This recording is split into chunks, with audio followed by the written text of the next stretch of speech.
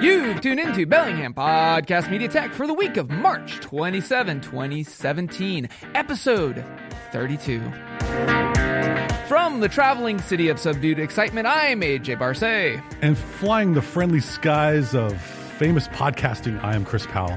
On this episode, what apps do you carry on with you and what apps do you check for later? We'll talk about TravelTech right now on BPM Tech. Attention all flight passengers, this is your captain speaking. Please make sure that your trays and your seats are in the app upright position. Hey Chris, how you doing? I'm doing great, AJ. Nice. How are you doing? Pretty good. I'm out of coffee, as you can tell. Your mug is looking sparse. I know, so I'm thoroughly caffeinated. Hey, you and I just got back in episode 31.5 and... actually, I guess now in 32, we have been traveling quite a bit. So this episode is kind of looking at what the heck do we pack? Well, not just what do we pack. I'm thinking about what do we put on our phone that we take with us to make our travel a little easier. Right, but I mean, like that's right up there with luggage, right? Like Yes. You take your socks, you take your underwear, you take your sandals, and you take your phone. So what do you put on your phone? Well, so here's the thing. I don't like having a lot of apps on my phone. Oh my gosh, minimal, really? Yes. Ladies and gentlemen, this is your captain speaking. Chris does not like having a lot of apps on his phone.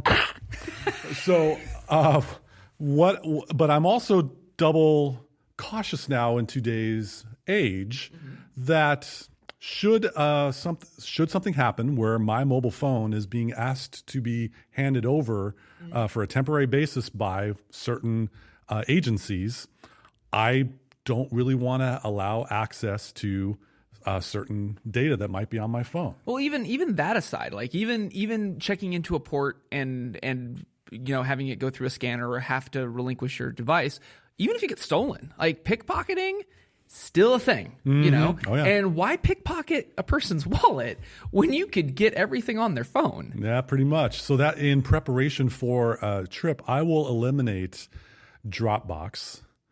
Good point. I will eliminate anything that, I have Google accounts. Anything that has a connection to my Google account, I will delete.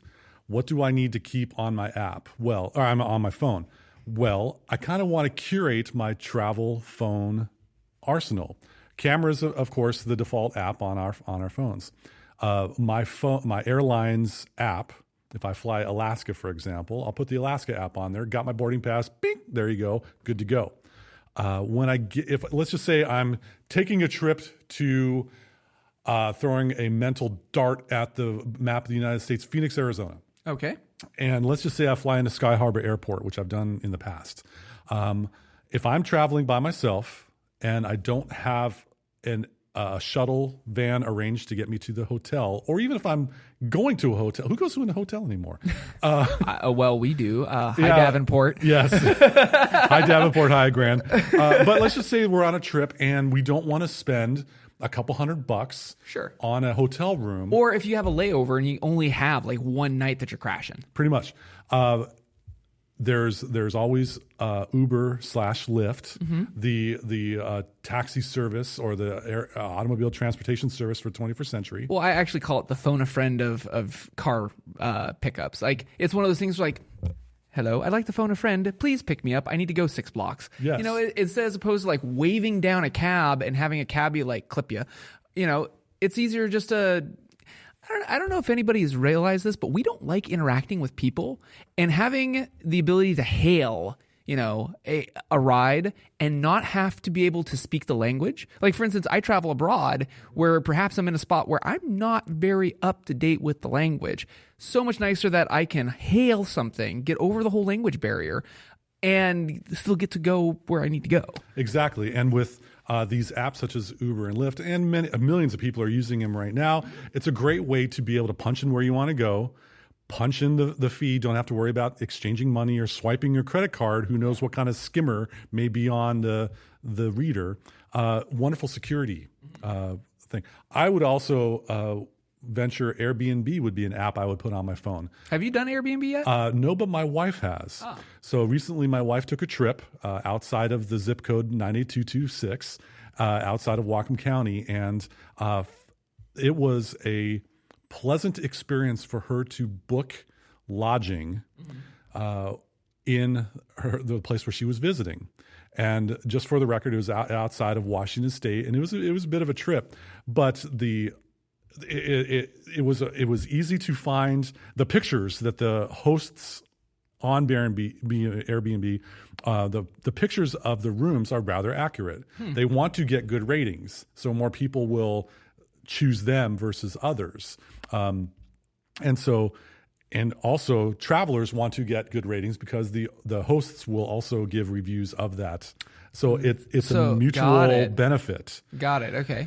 And the app that we had on our iOS device, as we're looking at rooms and such like that, it was great to discern which would be better, where is the location. Plus you get a built-in concierge, which is kind of helpful depending on the host. Okay. My wife, who was traveling with a friend of hers, they got some pretty good advice from the host owner, and it was just like you had your built-in tour guide. So my airline app, if the powers that be want to commandeer my phone for various reasons, sure, you can have my flight number to verify I'm a traveler. Uber/Lyft to get me where I want to go instead of trying to hail a cab and being at the mercy of waiting at a stoplight and watching my meter go up. Yeah, exactly. Airbnb for an app, and then I would also probably do Yelp. Really? Yeah, Yelp? yeah. No, 2015. No, I think Yelp in the United States. I think that I am trusting reviews of people who have given reviews on Yelp. Oh, by the way, hi Jennifer from Yelp Bellingham. I think that getting like the speakeasy whisper in your ear. This is a really great place for shawarma in Phoenix, Arizona. That would be. That would resonate more with me than a website that I would find in a Google search where some slick website SEO'd the heck out of getting their search ratings up. But Yelp employs the same thing. Like if you're a business and you have ratings and stuff, just because you have like stellar ratings doesn't necessarily mean that all of your negative ratings are going to show up too. So like that's part of their business model, is that they stack their algorithm so that if you're a business, you pay to have certain things show or not show. Also, one other thing to keep in mind, AJ, I'm not putting that much emotional weight in the food that I eat in Phoenix. Okay, true enough. And Yelp is not like where I'm going to be staying. Yeah. But when I want to get some shawarma, like the Avengers after the Battle of New York, I want to be able to find the right place to go get my shawarma or sushi or Vietnamese pho soup or something like that. Give me an idea of where it could be located, plus to have the built-in navigation directions could be helpful. That's interesting. You and I differ on that, because when I touch down, I basically pull up my phone, depending on how much time I got. I just Google, and I see what's closest to me and what sounds good. I used to use Urban Spoon back in the day. Like when the iPhone 3GS was rocking it, I used to shake that phone, and it would geolocate me, and it would show me shawarma, $1 4 miles away. And I loved that. I thought that was great. But then Urban Spoon got a little bit different, and Yelp, and I don't know. Like I just go for the Google. With Yelp, I'm also taking it one step further, because if I find something that I see fairly high rated, I will also install the Groupon app on my phone. I've never done the Groupon thing. Groupon is pretty cool, and let me do a side tangent on that one. So I got a daughter. She's 14. And she's awesome. And in previous years, she's pretty cool. Yes, she is. And in previous years, there's a place in Seattle that we like going to, just us. It's called GameWorks. That's still in business? It is still in business. Wow. It is a whole lot of video games. It's 2 or 3 floors of video games, interactive. I remember when it got built. Yes. And it's you can get an all-day pass for a, let's see, I want to keep the episode clean, for a whole lot of money. Now, with Groupon, if you happen to go to Groupon and type in Seattle, every now and then there will be something that will pop up where in Seattle GameWorks, you can get an all-day pass for $20, in which most games cost about $1 to play. That can go within 30 minutes and Right. you're done. For That's an all-day squeegee. pass, you go all out. But Yeah. with Groupon, there are deals on certain restaurants. If that combines in my personal Chris algorithm that this Brazilian steakhouse is high on Yelp's ratings and I get a 50% off Groupon that I can sign up for, well, I'm going to play the game. I see. And so that's kind of like how I roll when I'm in an unfamiliar area and I don't know anyone or no one is able to give me the inside scoop. So I'm trusting other sources. But that's kind of like what I would put on my phone when I go traveling. So riddle me this. You and I both talk about two-factor authentication. Your phone is the second factor of authentication. Yes. Does that concern you? Because if your phone was compromised and they have your second factor of authentication, they technically could have your account if they could get through your big burly thumbprint or password that's on your device. That's a very good point. And so here's what I do when I go traveling. I kind of modify my phone. And for those of you that may not be a professional technologist, or if you are of the mindset that you quote unquote are computer illiterate or don't know anything about technology, just bear with me for a second. I normally have TouchID on my phone when I'm around my home area. It's convenient. When I go traveling, I disable the TouchID. I don't like having my fingerprint stored on my phone. Even though it's on a separate chip and encrypted and Apple has Yep. many blessings? I just do not want to have that as a point of being compelled to put my fingerprint on by any powers that be. Got it. I also use an alphanumeric password instead of a PIN code on there. And if that's the case, I'm not going to give you my password. And but anyway, we're going down the statistical odd anomaly here. I know. But yeah, that's the thing is, what if, okay, so for perfect example, like you use an authentication app. Yes. Okay, so that means it's protected behind your either your thumbprint, alphanumeric, or something. However, it's a little bit cumbersome to use an authentication app. A lot of services allow for SMS. Yes. To which, if you need to have authentication and your notifications are turned on lock screen, if somebody's trying to get into your account and they have your phone, they don't even have to unlock your phone to get the two-factor. So let's try this one on for size kiddies. You've got your mobile phone. Let's just say you're in iPhone land and you've got all your apps and you've got all your configurations set up. There's a thing called backing up your iPhone. We all do it. We get We should. and if you don't do it, you should. You get 5 gigs free on your iCloud account, which is your Apple ID. Back up your phone before you go traveling. Then hit factory reset. And with a brand spanking new phone, stock apps for everything, only load those travel apps that you would have with you. Do you really need your Amazon or eBay app with you? Do you really need Facebook? Well, fair enough. That's one thing that you can do. That's a choice you can make. You're raising a wonderful point, AJ. What if we went with a a traveling phone with the same device that we own? I think it rhymed. So having 2 personas for your phone to eliminate any chance that, I get pulled over by security. Can we see your phone? Sure. Can we see your password? No.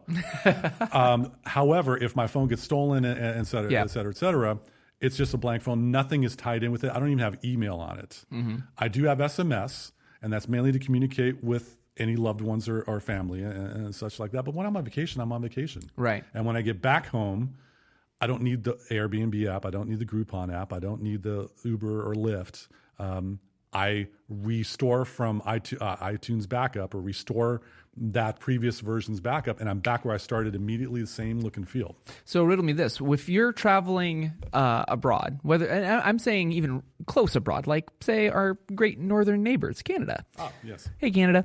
So let's say you're up there. You have an American-based service. What do you do, or do you do anything for data or communications, or do you just surf the Wi-Fi? Now, I actually put my phone in airplane mode. So I don't get dinged with a massive baseball bat to the head of a phone Carrier bill. charges. Yeah, exactly. So I put it in airplane mode, but then I'm also able to turn on wireless. So my phone does not get a battery drained while it's searching for my mobile phone carrier signal. But depending on where my destination is, most places to our neighbors up north would have wireless connectivity. Also, when I'm going up to Canada, I get all my stuff ahead of time. I will download the map offline in Google Maps. So you're a Google Maps user, not Yes. Apple Maps. It depends on the day. Today's Tuesday when we're doing this, or on Thursday, I might opt for Apple Maps due to its integration with apps. I found that with a Google account, if I'm doing a premeditated travel, or let's try that different phrase. If I do a planned travel, Premeditated travel. if I do some planned travel, I think that's the show name right there. Premeditated travel. exactly, PMT. So I will probably save all the spots in Google Maps, and it can tie into my Google account. And so therefore I can either print them out where I have a physical copy of them, or I can download those maps offline.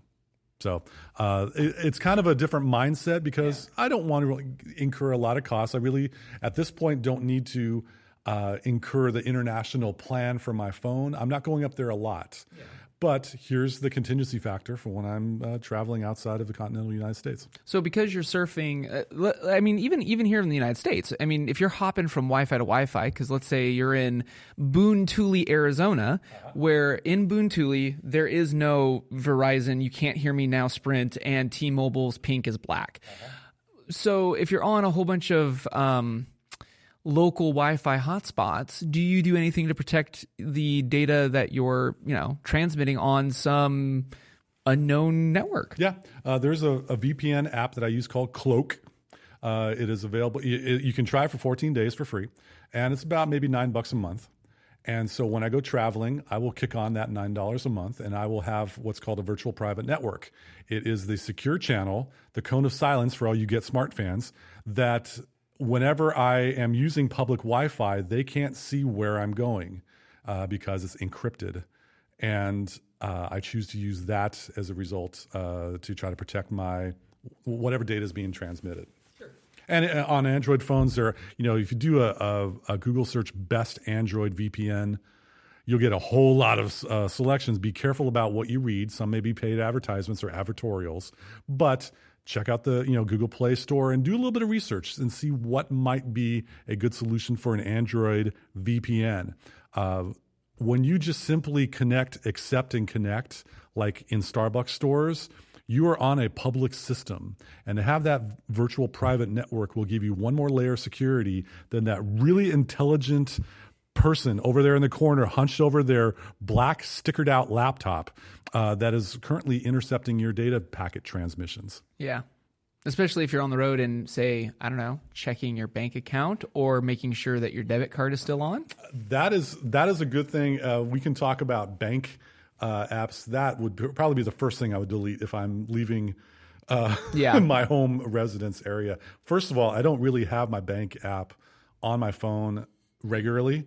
If where I do banking, they have mobile deposit so that I can take a picture of the check and such. When I get a check and I need to do that, I will install the app, authenticate, take the picture, make sure it's confirmed, and then delete the app from my phone. Huh. So it's not a permanent fixture on my device. I guess, and that kind of boils it down for me. Like, I think we get a little bit too complacent with our phone. Like that one time that I'm going to use the Uber, I have it on my phone, and then it never gets deleted off because you never know. I might use the Uber. You never know is a dirty phrase. Yeah. I never know when I might need to use it again. Well, guess what? Re-download it. If you delete it, you can re-download it again. Even if you paid for it, you're allowed to re-download it for free. If you hit factory reset on your phone, and here's a fear factor challenge, folks, circa 2006 or something like that.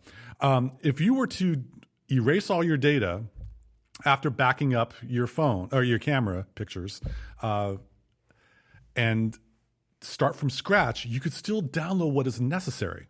And every now and then I do that just to get some spring cleaning. Yeah. And to reevaluate what is important and that I put on my phone. But since we're talking about traveling, I would think that a lot of these apps for the features that I have, I don't need to have the bank app. I don't need to have Amazon on my phone. I have my Maps app, and that's kind of important. I have my music app. That's important. That gets on the front page. And so that's pretty much how I would approach traveling.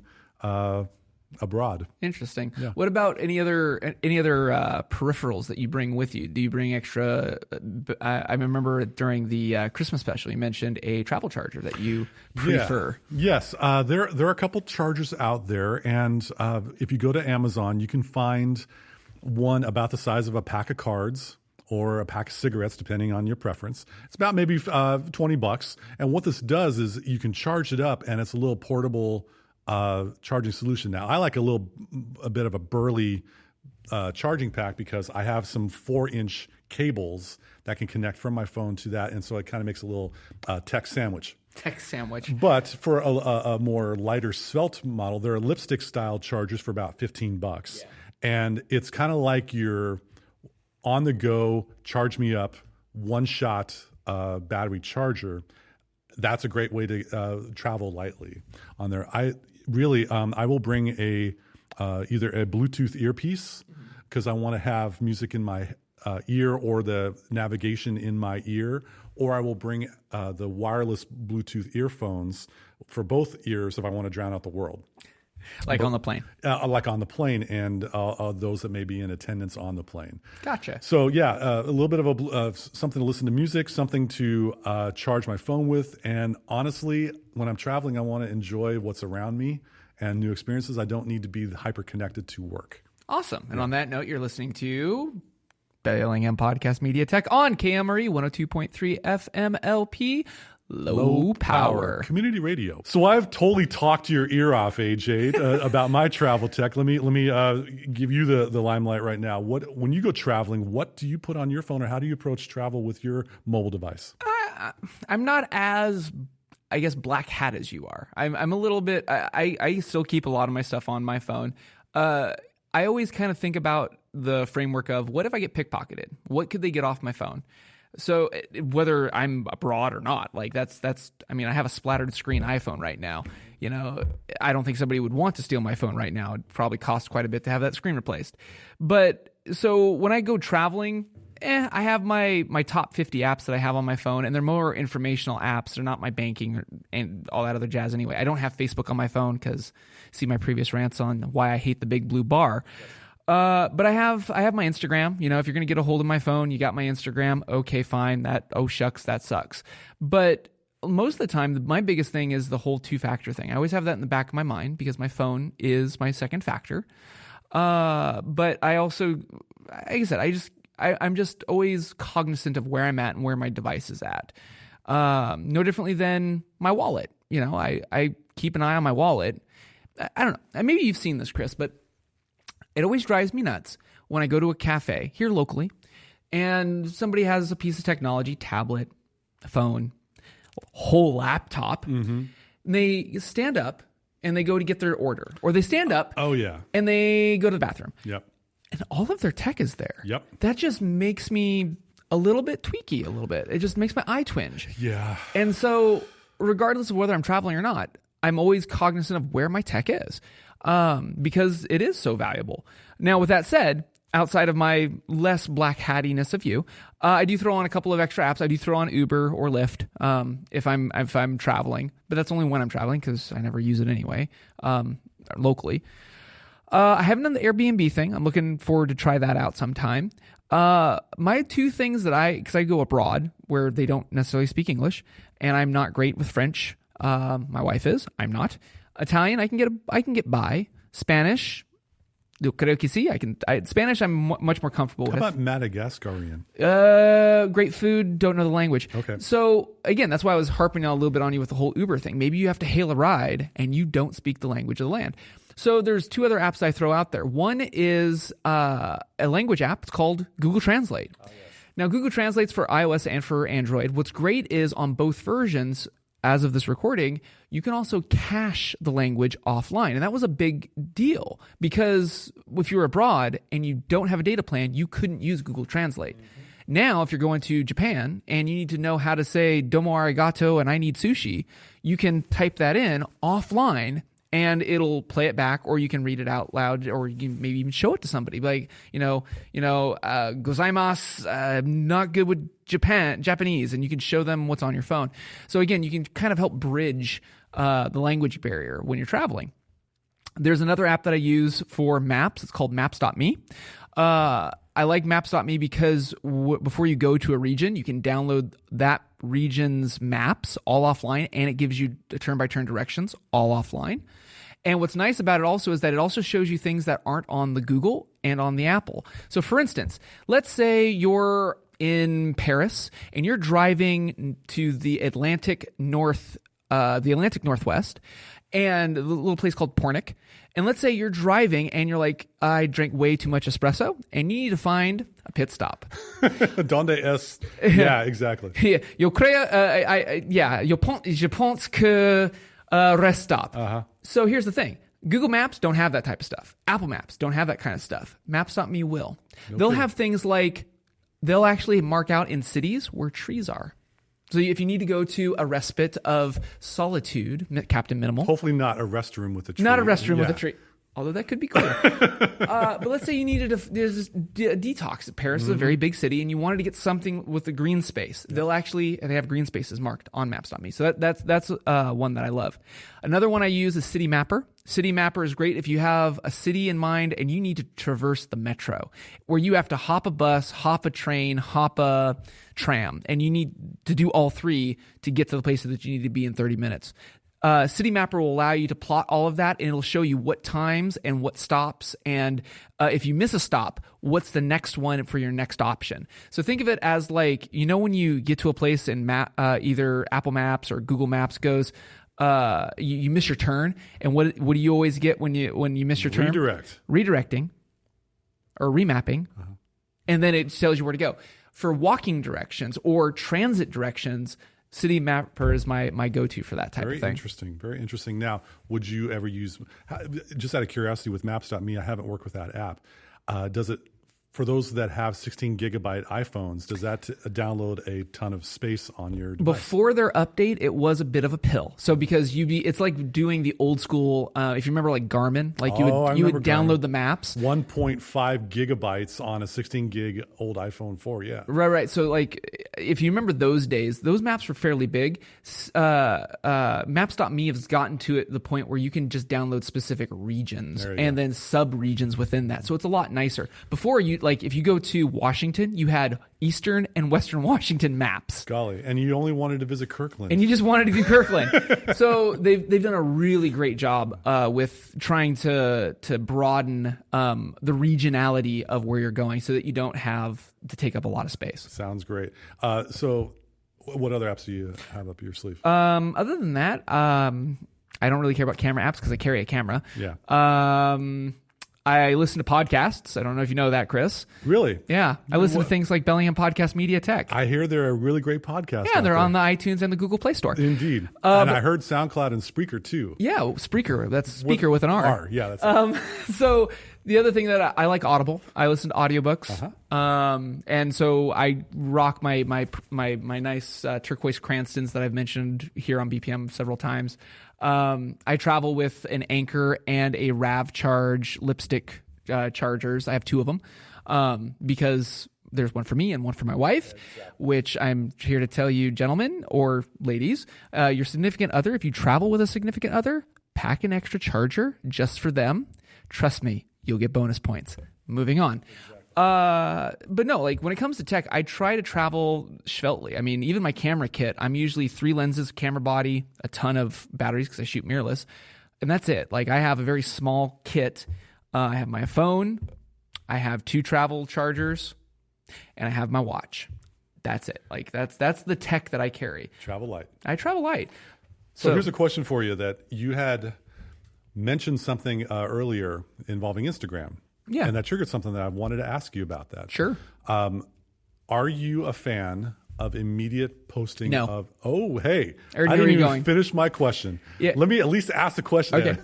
No, when it comes to traveling, any type of social media where you could divulge that you're away from your house, I think is a bad idea.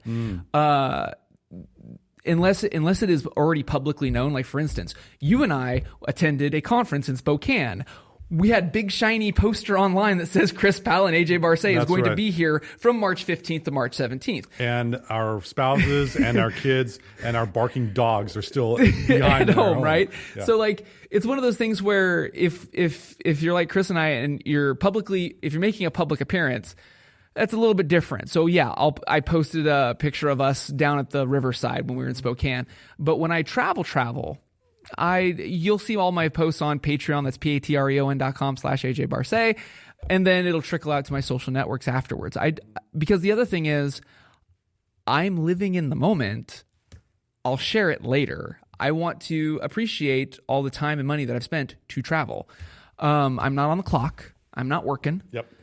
I'm enjoying it. I'm talking to people or trying to talk to people, hence the language apps, and appreciating where I'm at. I think it's a great mindset to be taking a trip and not immediately looking for those likes. Yeah. Wouldn't it be something if you got back and you had time to post, to use your term, or enhance, or maybe doctor up some of the features of your photo to make it look that much cooler as you are setting this up. And I think that is a great mindset to have when you're traveling. Yeah, it's the bragger board. That's what I usually attribute the big blue bar for. A lot of people use it for bragger boarding, and I don't.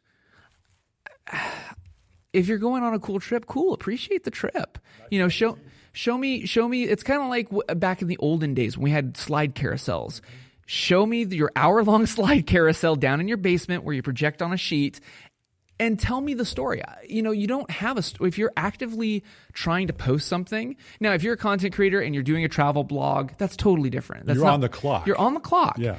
But if you're traveling for fun, or if I'm traveling for fun, but I'm also doing Patreon stuff, like my patrons are a separate group. That's when I punch on to the clock because there's something happening right at that moment, and they're paying me for my content. That's different.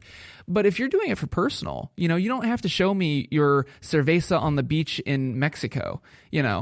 Cool. Save that for wintertime when you really want it. Yeah, print that out when you get home and put that in your cubicle to remind you, like, in another 12 months, you want to take another trip. Like, I have a very negative opinion when it comes to social media.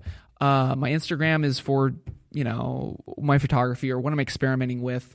And you'll see that when I'm back home and I'm kicking my feet up and nursing my jet lag. Yes. And that was, as you were mentioning the slide projector thing, I was flashing back to The Simpsons with Patty and Selma.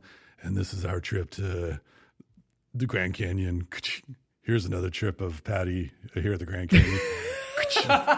Here's a trip of Selma on the Grand Canyon. Here's another photo. Yeah, right. Enjoying that. But anyway, it sounds great. So hopefully these have given some a couple of tips of how one could enhance their travel and still stay safe. Yeah, just keep an eye on your tech. Delete apps that you don't need to have prying eyes looking over your shoulder and or picking your tech out of your pocket and getting. And honestly, just disconnect a little bit. I think the big thing about traveling in tech that people forget is to disconnect. I have a family member once told me that they loved it when they went on a family vacation on a cruise because their spouse could not get a cellular line, which means they were finally off the clock. Yeah. Wouldn't that be great? Yeah. So just adapt that and adopt that. That's why I was asking you if you just Thule on the Wi-Fi's. And I do the same thing. I use a VPN as well. I use Opera's free VPN because I'm just tunneling to make sure that my Uber connection is good, or my Airbnb or Kayak. I use Kayak a lot for my traveling itinerary stuff. But yeah, I try to delete as much as I don't need to have on my phone, and you won't find my Facebook on here anyway because I don't use it. There you go. Sounds good. So that wraps it up for this edition of BPN Tech. Thank you again so much for listening to us, rating us, reviewing us on the iTunes, on the Google Play, on the SoundCloud, on the Spreaker, and all the other plugs that we usually do. Please do check us out on Bellingham Podcast Media's official website, which is bellinghampodcast.com. And check us out on 102.3 FM, KMRE. Low power. Community radio. If you're here in the Bellingham area. From the city of subdued excitement, I'm Overcaffeinated, and AJ Barce. And I'm Chris Powell. Thanks again for listening in. We'll see you next time on BPM Tech.